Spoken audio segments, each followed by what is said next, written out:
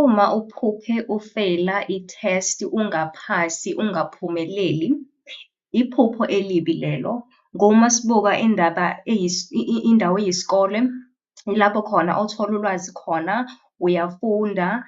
Masibuka ngokomoya, ilapho othola ulwazi oluvela kuNkulunkulu noma kweminye imimoya.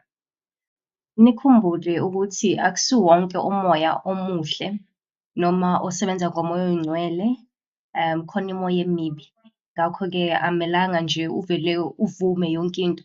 Nasemaphupheni into ohlangana nayo, sometimes imoya emibi, sometimes imoya emibi. Akusiso sonke isikhathi ukuthi umoya oyingcwele, umoya oyingcwele, umoya oyingcwele. Ingakho uNkulunkulu athi kumele uhlaziye amaphupho, ungavele uyamukele yonke into evela emaphupheni, ngoba usuke ekuxwayisa kwezinye ukuthi ungavumi. Kwamanye amaphupho uyasho ukuthi uvuma uma kuhambisana nezwi lakhe. Manje-ke uma sibuka ekufeyileni, uma sibuka indaba yokufeyila, ukufeyila i-test kuyaveza ukuthi awukakaboni kahle, awuka-understand-i, awukazwisisi izinto. Kuyabonisa kona ukuthi udinga ukuhlakanipha, udinga ulwazi, ukufunda, awukakabi ready. Kuyakutshela ukuthi cha, awukakaqhubekeli phambili ngoba i-test uyifeyilile noma lento kade bakuhlola kuyona usuyifeyilile.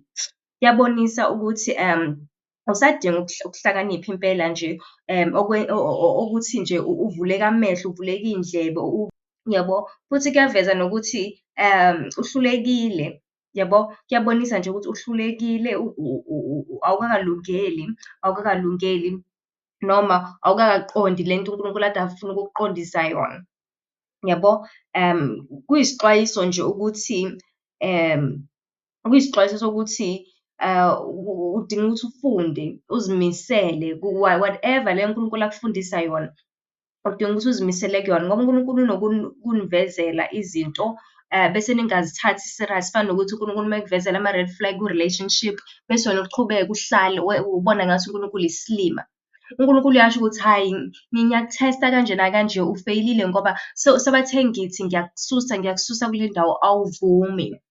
Uyabo, awusifundi isifundo, and uma ungafundi isifundo, kuvamisile ukuthi ushele khona phela. Uma ungafundi ukuthi umlilo uyashisa, uzogcina ufela kuwona phela, ukulimaza.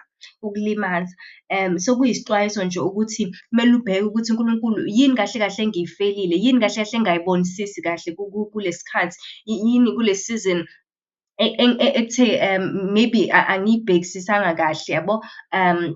Into okumele uzibuze yona uma uthola iphupho elinjena ukuthi kahle kahle yini le engayifundanga, yini le engayibonanga kahle, yini le engidlulile maybe engikhuthile. Kwenzakalani kahle kahle, isiphi isifundo uNkulunkulu akhuluma naso. Ubheke izinto obuzenza ozikhulumayo, ubheke nje ukuthi uwone kuphi.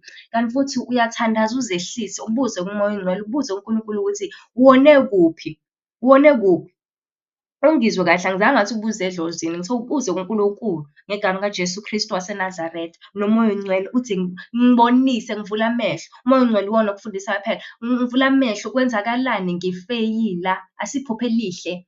Awuvele nje uyamukele, awuvele u-give up. uNkulunkulu usuke ekubonisa. Ahlukene phela la maphupho, elinye livela ngoba vele usufeyilile, elinye livela likuxwayisa ukuthi uma ungabi serious uzofeyila, umvuzo ulo ukuthi uzofeyila, yabo. Elinye liyakuvezela ukuthi, likuvezela ama-plan kwezithali zakho, kukuvezela ukuthi bafuna ukuthi ufeyile, bayazama ngapha nangapha ukuthi ufeyile. So, kodwa-ke kumina into eyodwa ukuthi kumele ulithathe serious, yabo. Usuke umise ama-socks, phakamise ama-socks phela, ube serious, ungajoki, ungadlali, ube serious nje, ngoba nje asiphupho elihle. Ukufeyila akukaze kwaba kuhle impela nje, kodwa uNkulunkulu uyakusiza, umoya oyingcwele ukhona, uyasebenza kakhulu. Uma kuwukuthi ufuna ukuzwa more ngale subject lena, like, usubscribe, ucommente.